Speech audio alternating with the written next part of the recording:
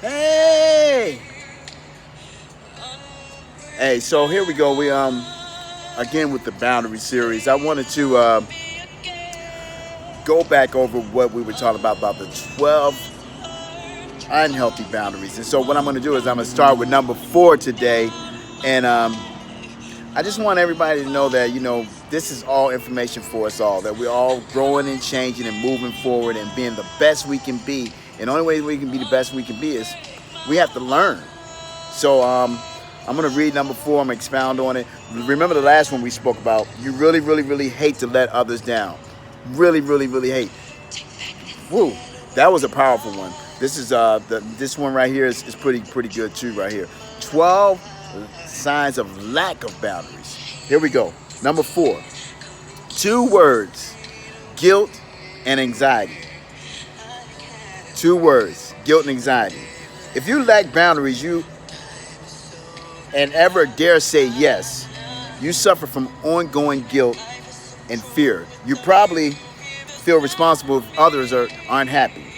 Many people with boundary issues feel guilty for the smallest things, like taking the last piece of cake or asking someone to move along a bench so they too can sit. Can you relate to any of this? If you can, really, really, really, really, really take a deep look inside into yourself and what can you do to change this? How can I change this? Why don't I want to, take this last piece of cake? Why am I standing up when it's an empty seat? These are issues that are deep-seated. That's way beyond my scope. But I can tell you one thing: they can be fixed. It's just a boundary issue, and it could be some other things going along with it. If it's a boundary issue, if you suffer from these things, practice. Like, hey, that's an empty seat. I'm going to just go deep inside myself. Excuse me, could you move over? I want to sit right there. Or, hey, I got that last piece of cake.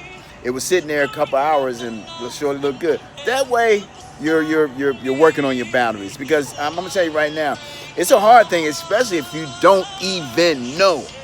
If you don't know that, ending a relationship or going to your job, putting in a 2 weeks notice is a healthy boundary, then guess what? You're stuck. Like I said, in a prison, a level 4 yard, and you're out here in the free world because you're never happy. The joy cannot come if you do not have boundaries. Let's practice them. 12 signs of lack of boundaries. It's good. Say no. Don't be a people pleaser. If you want something, ask for it. If you feel some type of way, hey, say it to the person. If you want to know what their sexuality are you LGBTQ, whatever, ask them. You don't want to go into a relationship not knowing, because you didn't ask, because your boundaries are like, oh, I don't want to. You better ask.